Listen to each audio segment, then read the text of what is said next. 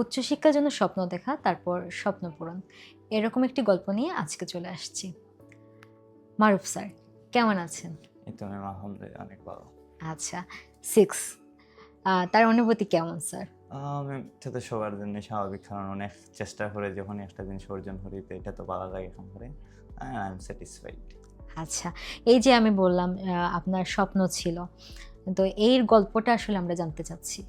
আমার আ ১ম ইচ্ছে ছিল পাবলিক ইউনিভার্সিটিতে পড়া। তারপর অনেকখানি ট্রাইও করছি। ১ম ড্রিম ইউনিভার্সিটি আছে ঢাকা ইউনিভার্সিটি। বাট ওইখানেও হইছে না। তারপর গেলাম চিটাগাং ইউনিভার্সিটি পরীক্ষা দিলাম। হইছে, বাট সাবজেক্ট পছন্দ হইছে না। যার কারণে এখন একটাই অপশন আছে, ওইটা হইছে আইএলটিএস করা। হুম, তো আমার আইএলটিএস এর ১ম শুরু জার্নি ছিল সেলফ প্রিপারেশন নিয়ে। আমি বাসার মধ্যেই প্র্যাকটিস করব, এরপর সরাসরি পরীক্ষা দিয়ে দিব। আচ্ছা, তারপরে নিজে নিজে মানে একবার চেষ্টা করছি, কিন্তু ChatGPT বা আরও যে এআই দিয়ে টেস্ট করাইতাম তো এত স্কোর অত ভালো আসতো না। আমি অনেক কাজ করছি, কিন্তু ইমপ্রুভের কোনো লক্ষণ আছে না। পরে ভর্তি হলাম টেস্ট কোর্সও। হুমায়ুন স্যারের ক্লাস ছিল যে স্যার রাইটিংয়ের দেয় মোটামুটি সবার মধ্যে একটু বিখ্যাত। তো স্যারের ক্লাস করলাম, কইরা দেখলাম রাইটিং মোটামুটি ইমপ্রুভ হইছে, কিন্তু বাকিগুলা পিছিয়ে গেছে। লিসেনিং রিডিংও দেখা যায় স্কোর কমাইতেছে। পরে লাস্টে হইলাম যে এক্সামের আগে এইচএসসিটা করি যাই। হুম। তো এইচএসসি কইরা এক্সাম দিলাম তো মোটামুটি ভালো স্কোর। আচ্ছা, ওই যে বললেন reading a, listening A, speaking এ। তো রিডিং এ কিরকম প্রবলেমে পড়তেন? আর রিডিং হইছে প্যাসেজ আন্ডারস্ট্যান্ডিং। বিশেষ করে যখন বেশি প্যারাফ্রেজিং হয়ে যায় তখন দেখা যায় গুলাই যাইতে একটু থুকাই পাইতাম না আনসার কোন জায়গাতে আছে। তারপর এইটা এইচএসসি করার পরে অনেকদিন তো প্র্যাকটিস হয়েছে, টানা প্রায় আমরা প্রতিদিনই একটা করে রিডিংয়ের ক্লাস ছিল করছি। মোটামুটি দেখা যায় এখন একটা আন্ডারস্ট্যান্ডিং এসে রিডিংয়ের প্রতি আনসারও করবে হইতো। আচ্ছা, আর স্পিকিং আর লিসেনিং? আর স্পিকিং আমি ১ম দিকে একটু কনফিডেন্স ছিলাম সবসময়ই। তো আমি স্পিকিংয়ে তাও প্র্যাকটিস এইচএসসি যে প্র্যাকটিসটা ছিল, প্র্যাকটিস সেশনও জয়েন করছি, স্পিকিং ক্লাবও করছি। আর মক টেস্টও মোটামুটি স্পিকিংও ভালো স্কোর হইতো। তো এইটাই এত টেনশন আসছে না।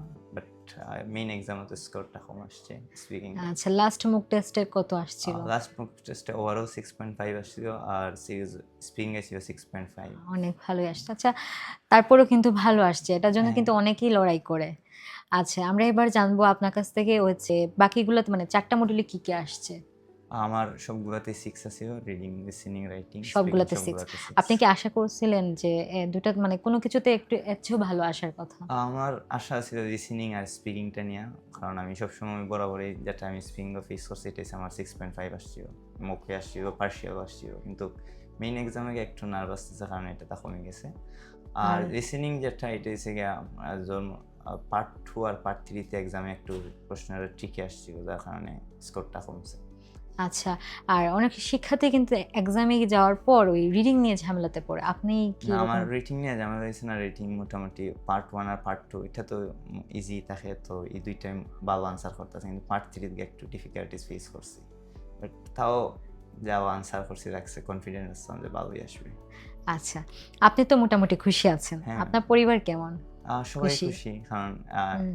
মানে এক চান্সে এক্সাম পাস করা এটা একটা ব্যাপার। কারণ অনেকেই দেখছি যে 6 এর দায়ে অনেকবার এক্সাম দেওয়ান লাগছে। তারপর দেখা গেছে 6 পাইছে, কিন্তু একটা মডিউলও খারাপ করছে। আমার ক্ষেত্রে যেহেতু এটা হইছে না, তো আমার আর পরের বার কোনো অ্যাটেম্প নেওয়ার ইচ্ছাও নাই। তো সবাই খুশি। আপনার পরিবারে কি কেউ দিয়েছিল? হ্যাঁ, আমার এক বড় ভাই দিছিল, তাই না এখন অবশ্য যত আছেন বাইরে আছেন। তো উনি অবশ্য ২ বার দিছিলেন এক্সাম। ওনার স্কোর ছিল 6.5 লাস্ট বার যখন দিছিলেন। সো থাইনের এক্সপেরিয়েন্সটাই আমার সবচেয়ে বেশি হেল্প করছে, যে সময় যেরকম গাইডের দরকার, বিশেষ করে মোটিভেশন। কারণ আচ্ছা, আইএলটিএস এর ক্ষেত্রে এটা একটা গুরুত্বপূর্ণ জিনিস। সো আমার ভাই এইসব সময়টাতে জুগায় গেছে। আচ্ছা, ঠিক আছে। এই যে আপনার সাথে গল্প করতেছি কিন্তু আপনার পুরো পরিচয় কিন্তু জানি না। আমার পুরো পরিচয় মারুফ হাসান মুনাই। আমি রিসেন্টলি এইচএসসি কমপ্লিট করছি। সুনামগঞ্জ, আমি মেইন বাড়ি সুনামগঞ্জ অ্যান্ড সিলেট এখন আছি। আচ্ছা, ঠিক আছে। আ সাথে তো আপনার বন্ধুও আসছেন হ্যাঁ, তো বন্ধু-বান্ধব জানে আপনার স্কোরের কথা? হ্যাঁ, সবাই জানে, কারণ তারাই ১ম এ খবর দিছিল। কারণ সবাই অপেক্ষা করতেছিল। বিশেষ করে আমার আরেকটা বন্ধু, হে আইছেন আজকে। তো হে আমার রাইটিং এ একটু চিন্তিত আছে। সবসময় আমার আচ্ছা, রাইটিং এর যে গাইডেন্সটা, কারণ আমি বাকিগুলাতে ভালো থাকলেও রাইটিং এ খারাপ ছিলাম, এটা মানতে হয়। তো ও সবসময় আমারে কল দিয়া যে সময় যেটার প্রয়োজন হইছে সেই সময়টা সাহায্য করছে। তো এক্সাম থেকে আসার পর থেকে আমি মোবাইল চেক করছি, দেখি প্রায় ১৩ টার মতো কল দিছে। ওদের জানা কিরকম কি exam এর। অবস্থা! তারপর যখন জানলো যে পরীক্ষা ভালো হয়েছে তো খুশি, তার রেজাল্টের সময় আসলো আমাদের বাসায়, সবাই মিলে হ্যাং আউট করলাম। বাহ! আচ্ছা স্যার, সর্বশেষ প্রশ্ন। আগামীতে যারা পরীক্ষা দিবে তাদের জন্য আপনি কি বলবেন? আইএলটিএস জার্নির যেটা সবচেয়ে বেশি প্রয়োজনীয় এটা হচ্ছে হার্ড ওয়ার্ক। আই থিঙ্ক আচ্ছা। প্র্যাকটিসের উপরে আর কিছুই নাই আইএলটিএস এর মধ্যে। আরেকটা হচ্ছে গিয়ে টিচার্স গাইডলাইনটা ফলো করা। আমি আরো আগে এক্সাম দিতে পারতাম, কিন্তু আমি যে ভুলটা করছি আমি দেখছি হোমওয়ার্কের সময় গাফিলতি করছিলাম। ক্র্যাশ কোর্স যখন করছিলাম তখন ChatGPT থেকে রাইটিং কপি হয়ে রাইনা দিছি, জমা করছি। যার কারণে আমার পরীক্ষা এক্সামের ডেটটাও পিছনে রাখছে। আচ্ছা। সো আমার তার সাজেশন হয়েছে গিয়ে যাতে এইটা তাকেও না করে, হোমওয়ার্কটা যাতে ডেডিকেশনের সাথে শেষ করে। আচ্ছা, ঠিক আছে। ধন্যবাদ স্যার। Thank you. শুনলাম আমরা স্যারের কথা, জানলাম স্যার কীভাবে একটা ভালো একটা স্কোর করেছেন। হয়তো আরও একটু ভালো একটা স্কোর করতে পারতেন। স্যারের কথায় যদি আমরা অনুপ্রেরণা পাই তাহলে আমরাও একটু ভালো একটা স্কোর করতে পারবো। সবাই ভালো থাকবেন। আল্লাহ হাফিজ।